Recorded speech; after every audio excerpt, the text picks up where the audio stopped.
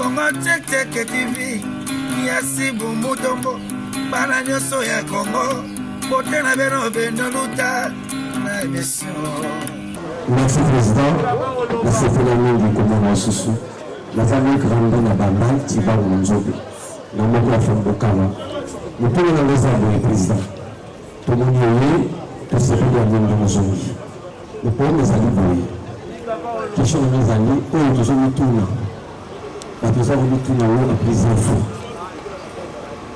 Est-ce que nous qui sommes votés qui eux qui sont votés qui payez bien bien. Vous votez qui Martin Fayoul.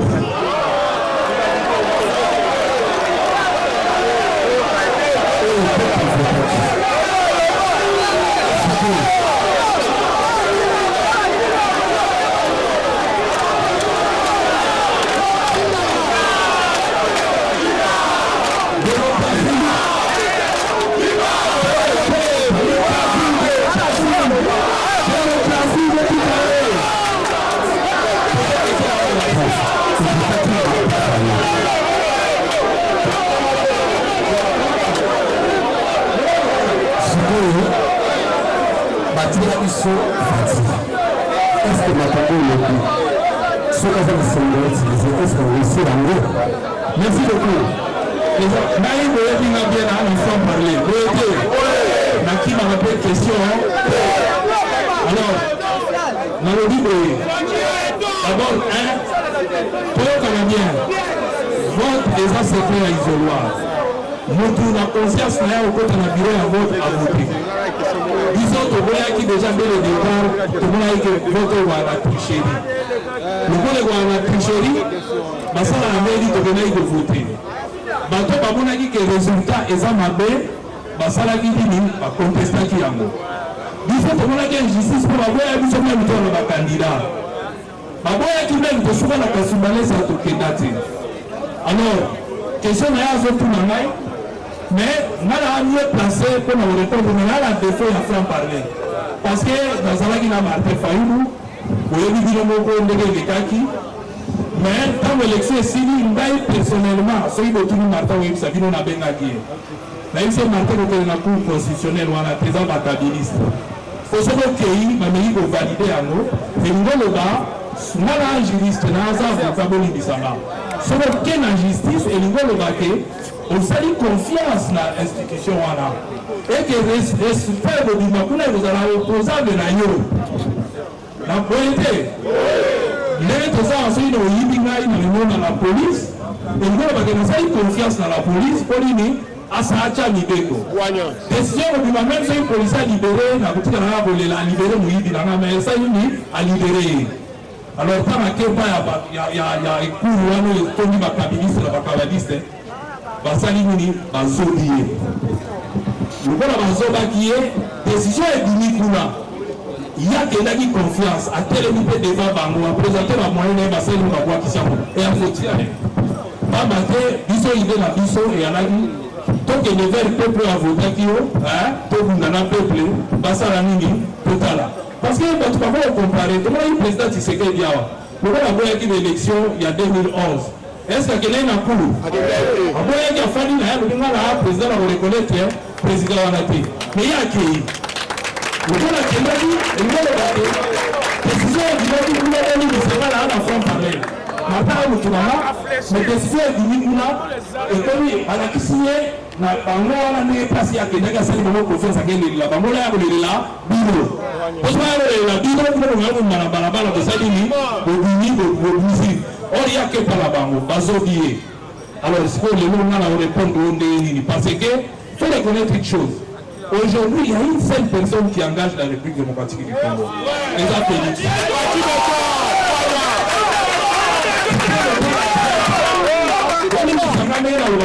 Journaliste,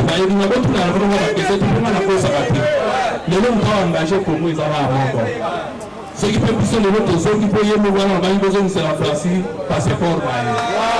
Ils ont dit.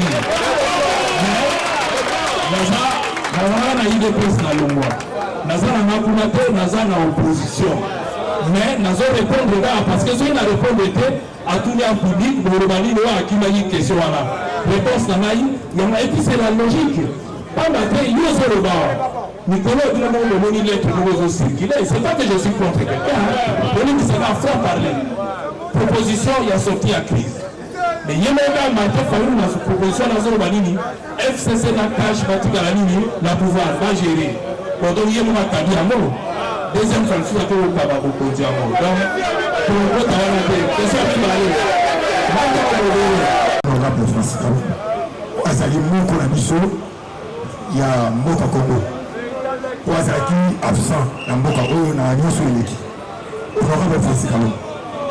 Na Yoki Olobi Awakeno, président Moïse, Nayo, dans une opposition. Maintenant, nous sommes dans le but président Moïse, na président Bemba, na Martin Fayou, na Moïse président na Lamuka. Tonito Yeba, na Martin Fayou, il a déclaré vérité des signes. Déjà, na Kachala, est-ce que Martin Fayou a donné à que l'opposition tente à piquer la Kachala na vérité des signes? Merci beaucoup. Nous sommes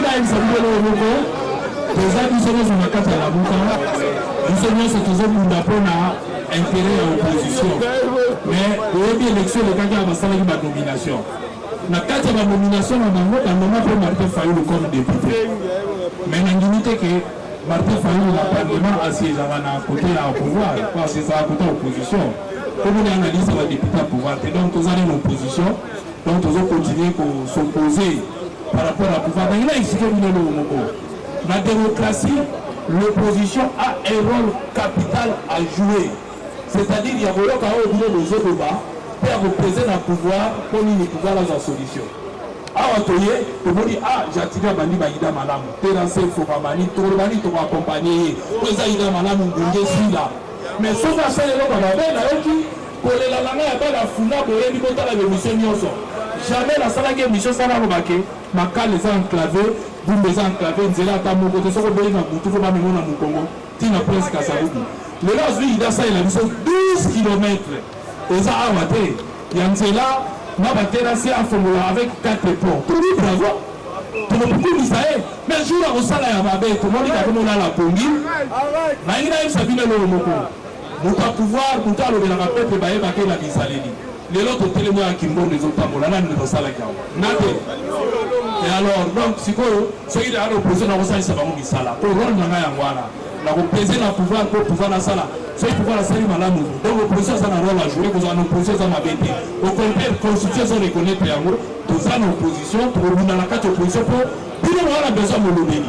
On ne veut pas quitter un soumis dans une communauté. Maintenant, on a un bilan. Donc, nous pouvons accueillir, on va appeler. Maintenant, on a un bilan pour je mets ça prédevable dans 2 mandats au Pessanaï. Ouais, question, monsieur Fou. Merci. Question travailler na Félix Tshisekedi ozoloba pona RCC to Joseph Kabila lelo le bamato. Mais ozombosa na honorable que Joseph Kabila na Félix Tshisekedi baza na coalition. Comme yo ozoboya ko travailler na Joseph Kabila kasi ozondima Félix. Okomona te. Nakanisi Félix P. J'ai un avantage à vous bien pour travailler na fanda na ye.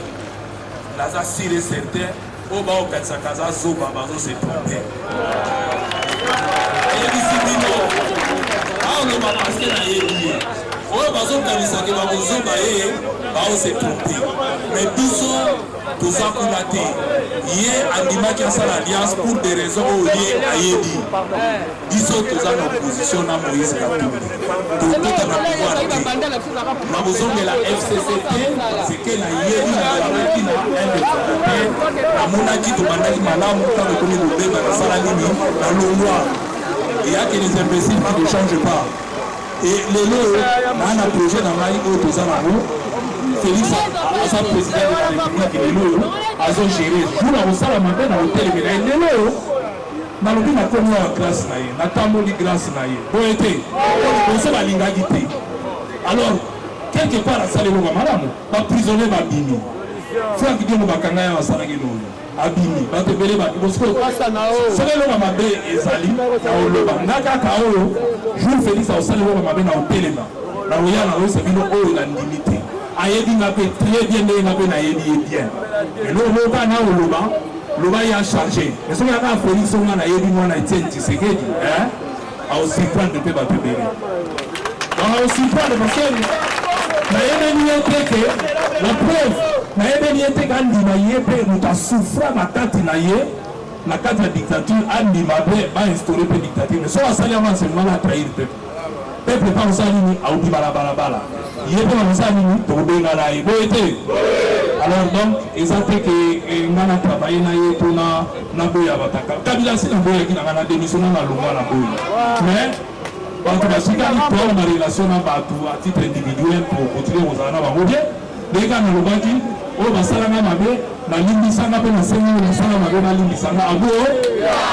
nakoyebisa bino moko naa na expérience lelo soki bato bakofuta bavignette eke bozomona banzela ezosalama estce peuple akoboya kofuta lelo ekuna moko boyebi batiaka biso tokanga kofuta bataxe d'habitation seri wana bino moko boyebi natelemi nango awa nasala bemission na bi kimbuta atika biso malembe makambo bataxe wana tosala nini tokofuta te po toyebi eloko ekendaka te mais soko ozwi exemple kaka bolimbisanga me soki modele eza na kongo fo tosite yango moïse katumbi na katanga azwaka bambongo nyonso transparence bato bazala nini kofuta mpo bazalaki komona esika mbongo na bango ezokende banzela esalama akuta péage ezokotisa 200 000 $ par mois lelo akomi abi boza bamiyibi atie bato na ye wana botala bino motema mabeto wana ngo na kongo elongwe na 200 000 $ ekei na 2 millions de dollars par mois elingi oloba 1 million 800 000 ezakokende na poche ya baindividu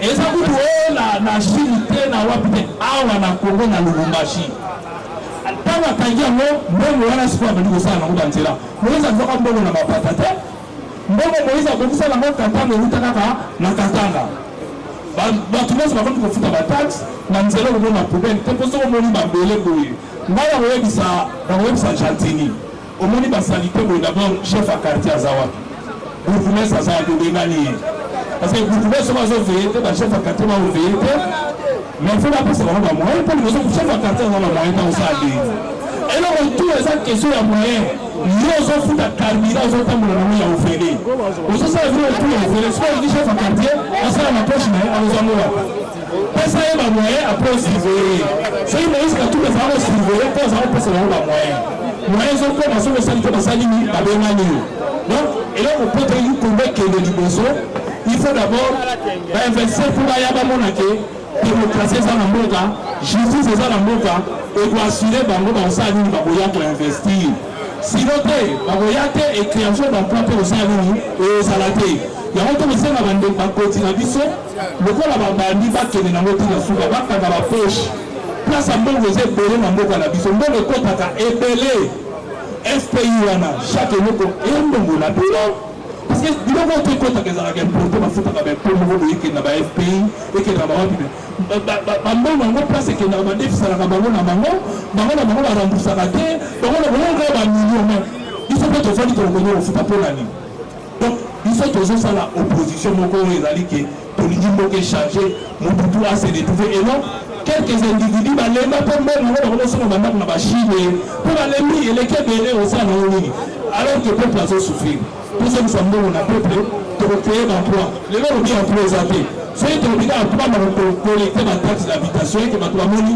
ntina taxe d'habitation esalaka nakati bato tu bakofuta mpe kocreye misala bato bakolokende kolekte yango eza mosala bakocreye lelo bato bakokontrole bavignete eza kaka mosala donc soki toyi tocreye mosala tondima peuple afuta me peuple ofayeba mbongo nazofuta ezokende wapi soki ayebi te rien taxe ya carburant soki mokolo yangi na kofungolela bino banani bazwaka ngo batya yango na bapoche po eyebani zela mutatuma loba honorable question nange ezango bimere moko ezocircule na mboka kabila na 2023 akopostule lisusu toyebi ke aza sénateur avi sénateur apostulaka lisusu te akomi sénateur avi tolingi te bapona question wana merci beaucoup mais est ce que bino boyi kabila zonga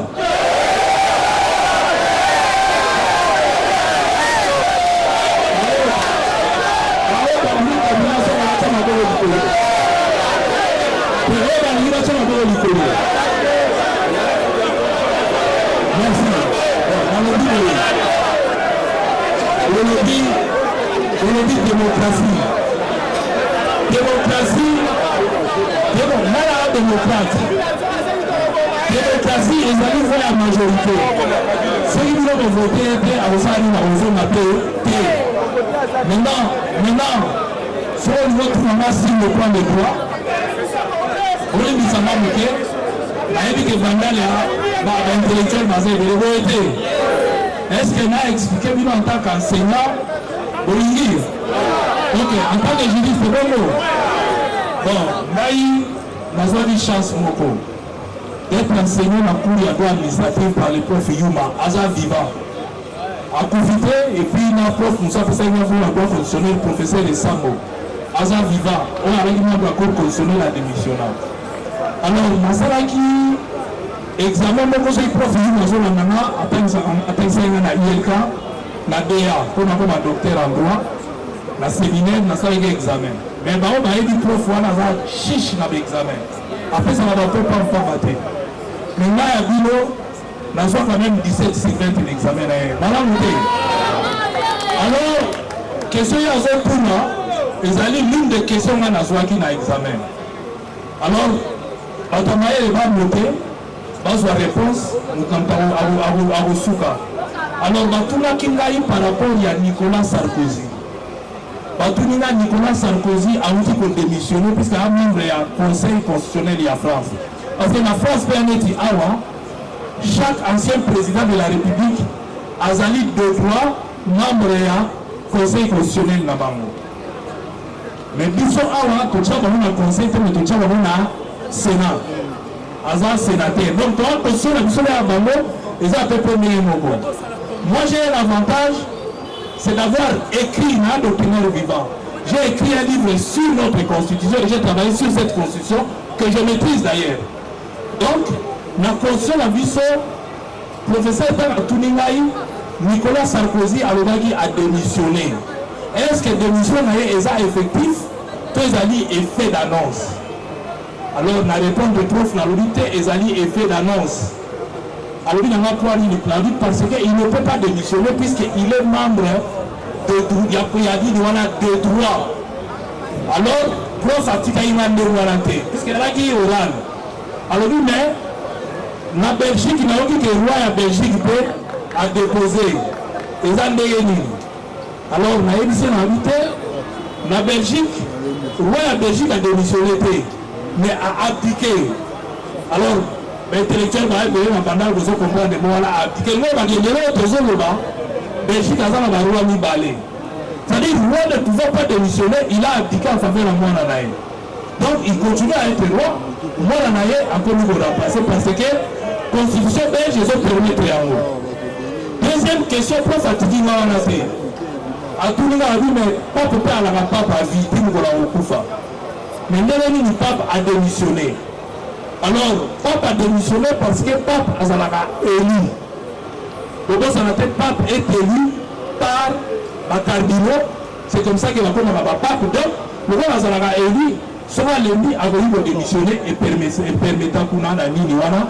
Il y a un pape a démissionné, Batika pape, monsieur Souro Azana Biso Sikolo.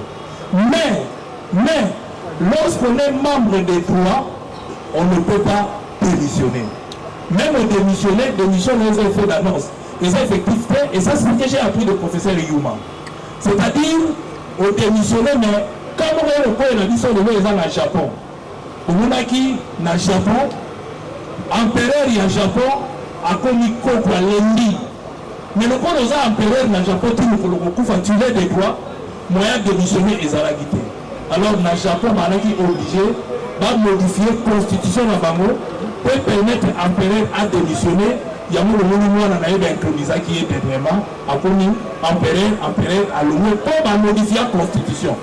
Donc, si on peut avoir cette zone qui n'a pas un Congo, dans une cas on a décidé étape par étape. Quand on est membre de droit, c'est-à-dire que c'est le droit qui te donne ce pouvoir-là. Donc, le président Félix Menazal et ce qui, en 2023, a Tchèque Bayate, pour voter président Moussoussou. Après wana akoki kozonga lisusu te alobaki na salaki mandat moko na ina zonga la deuxième mandat pour nini pour d'office soka komi kaka ancien président yeba mbala moko akomi sénateur à vie. Oh soka akoti sénateur à vie et autre oyebisa ye face ala malamu mpo soka akomi sénateur à vie akoki kotya lisusu libaya te parce que la constitution na biso na Congo contrairement à France parce que mingi namonaki na bandi moke na bamédia bazobunga nga na travaillaki sur la constitution française aussi que je maîtrise aussi. Il y a France, il n'est pas interdit pour les députés comme le président de la République. Et il y a vraiment interdit aux candidats. Mais puis la constitution est claire. Un sénateur ne peut pas être au même moment premier ministre. Donc, ils ont la même chose à un sénateur ou à la premier ministre. Donc, les lois sont liées. Et ça, la simple, c'est que le peuple dit un référendum, de disposition, ils ont empêché le sénateur à la candidat. À ce moment-là, le sénateur va voter Libaya. Mais cette disposition va changer en mot, à moins que tout ça là, autre va qui bouti. Ce qui est limite, tout ça là, c'est état des droits. Oh, papa Etienne Tshisekedi a coupé là, et nous devons la respecter, en tout cas pour Mangaï. Nous n'attendons pas un profil, mais un vivant, un journaliste posé belé, pour que nous interroger Azanam. Ano Bapé, moi, nous avons eu un Tanzanie, mais nous avons 17 secondes à Zouaki. Donc, nous avons ceux qui voulaient Bolingi, Azonga, donc vous voyez un référendum, de modifier la disposition de la Constitution, comme ça, Azongi, mais tant que disposition là, les a modifié, avec sa moto à sénateur, à Tchalibaya, mais éviter les ennemis.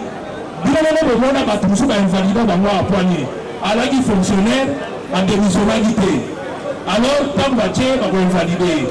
Donc, question est importante, mais je crois selon la Maëlo, on a qui à moins que je mets quiconque à défi, on appelle la thèse contraire parce que la science, ailleurs, on va débattre, mais mon fois, il y a la Awa. Vous avez la mémoire, c'était pour la Kabila, il y a qui a Apoli Chadari.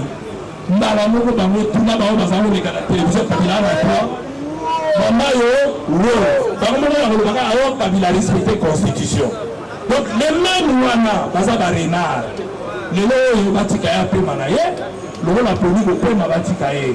Pour l'instant tozota la ndenge ni ko mozota mbola totika makamona na 2023 et c'est la nanu ngana yawa na yete ke kotala bino pour na 2023 na yeto kundapo soki biso moi Moïse Katumbi tu me dis que c'est la gars quand Moïse a encore un président de Congo chargé à tout cas pour la piloter biso tout ça ala le peuple souffrance na bino a diminué yango nanani na bao ba na pouvoir lelo eza ya bango nzamba luki ke atuni ke bazala ba ko gisande biso to mitema mabe na bango te to ya la mitema malamu na bino to za ne ba rumbu na bino elobi bino elobi biso to pese na musala te mais to lobi ba bokisa moka to tika ba distraction wana amatisi wana tumona ba Kabila désir ba souba wapi après ici na kanango kaka bona na ba distraction wana te totala misala oyo ndeli ngeko ko sala biso to koyela bino lobi ezako na parti politique oyo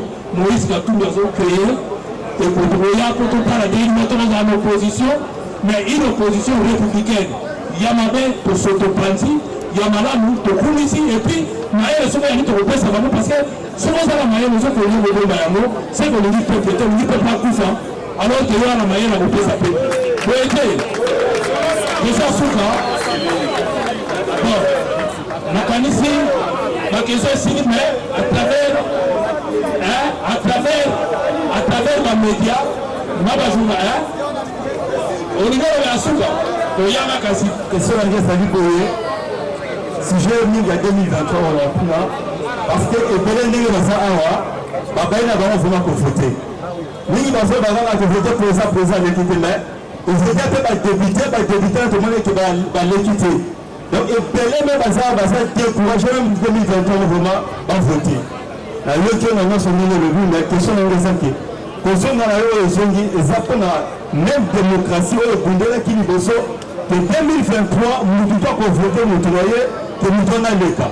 question na ngai voilà merci merci na kanisi bolondaki communiquer à la moka oyo moïse katumbi ntango azalaki kopreside mpo na biso tolingi peuple soka vote motu wana osala nini abima alors nalingi na explique longa nanga politicien kotikala koyokela bino mawa te parce que oyo nanga asala biso soki na bamboka mosusu bele nanga kotambola te bolimbisa ngai pamba te yo ngona wapi yo président ya commission électorale po biso bakongole mabe na biso toza bindimandima ye aza président ya commission électorale mwasi na ye candidate bokilo na ye candidate ya bandeko na ye bacandidat teno famille mobimba alasali nini anome bango bon sikoyo tondima mpe tofanda bino bandeko wana mere moko toala na soni yo mwasi na ofandaka nde na ndako yo moto oambite estce mwasi na wa kopendre en tout cas soki yo mobali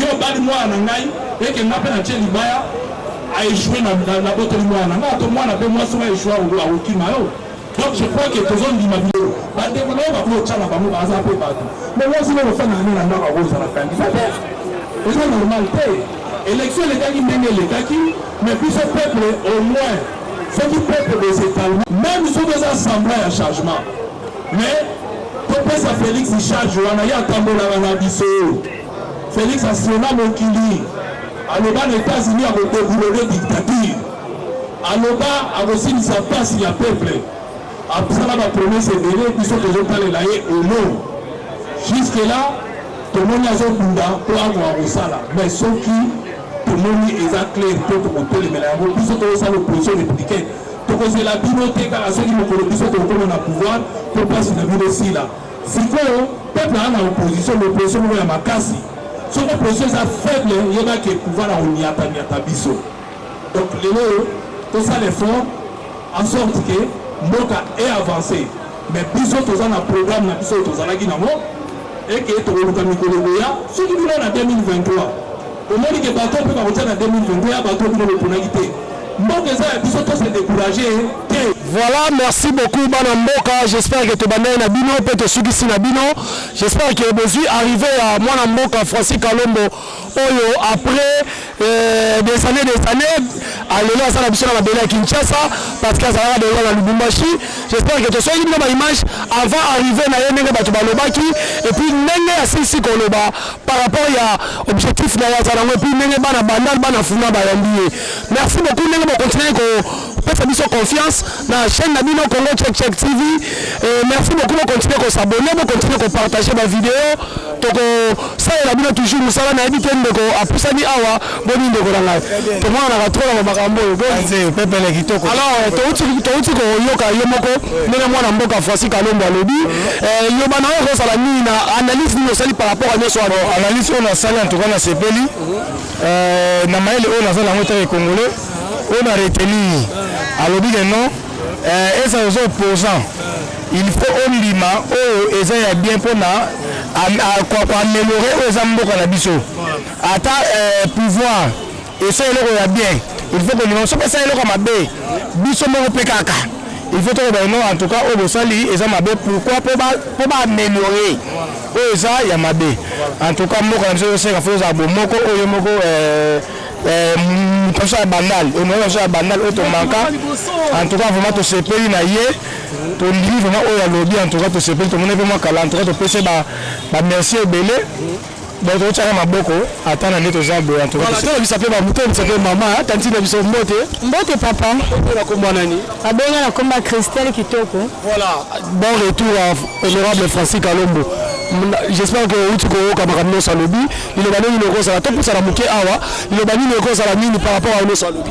En tout cas to se peli le sous dernier président na biso Francis Kalombo aye le sous na mabele na ya bandal to se peli sous na ndenga remercier Mukonza Mboka président Fati na oyo no sali pona ye en tout cas mingo le besa tout 5 ans merci.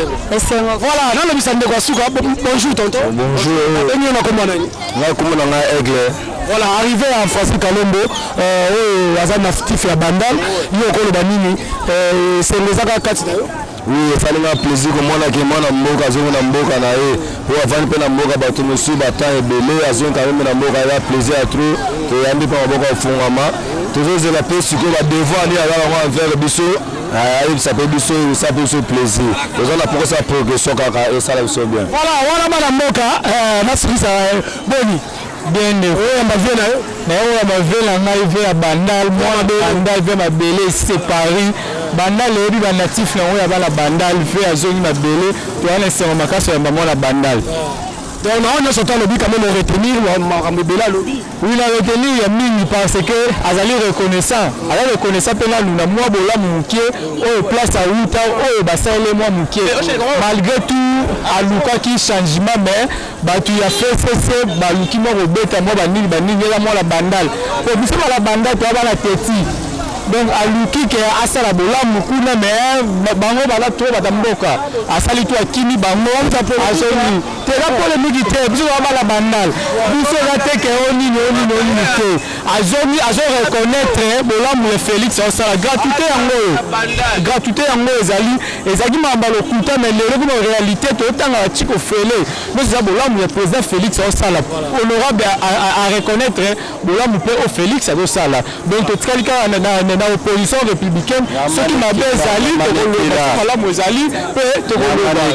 sommes en direct à Kimondo na banal tozoba bisandeko asuka par rapport à arrivé à Kinshasa il y a honorable Francis Kalombo on va sommer na nyama na kila akoyate président Félix azo diriger te bazo diriger mais yango moi mboka Francis Kalombo azongi ndeko na ngai mo liloba. Ouais, merci beaucoup na président de la République. Tout le monde qui est Congo pendant avant makambo changé. Changement pendant continue na mboka. Tout le monde Francis Kalombo azali na exil, tout le monde basongi, mais bon tout le monde que policier nous respecter mutu, le roi alika mususu. Tout le monde to sengi pendant merci na président de la République. Tout le monde pendant que président de la République nzamba pambola, nzamba baxela sou maele, nzamba baxela mambo pele lisusu. Tout le monde la gratuité et côté c'est la chance. Bah on va dire opposant mais attends de celle bolamu na ngote et ça m'a bien. To pèse ça poser la chance, to pèse ça tout le monde Francis Kalombo azonga présent. Mais tout le monde a pèse président de la République chance. Il y a on appelle la pèse président de la République chance. Voilà. Merci beaucoup to komi na suka to bandaki mwakala to suki si awa na arrivé à moi mboka Francis Kalombo na Kinshasa. Merci beaucoup na bato tout la nimi sur la Congo check. Merci beaucoup na bato bonne nyonso. Merci. Bon continuez toujours comme ça mission confiance pour ça la même vidéo solo bana banal basana esengo ba mi Francis Kalombo. Merci to kuta ina numéro ya sika. Congo check TV. Yasi bumutombo bana nyoso ya Congo bote na beno beno luta na mission.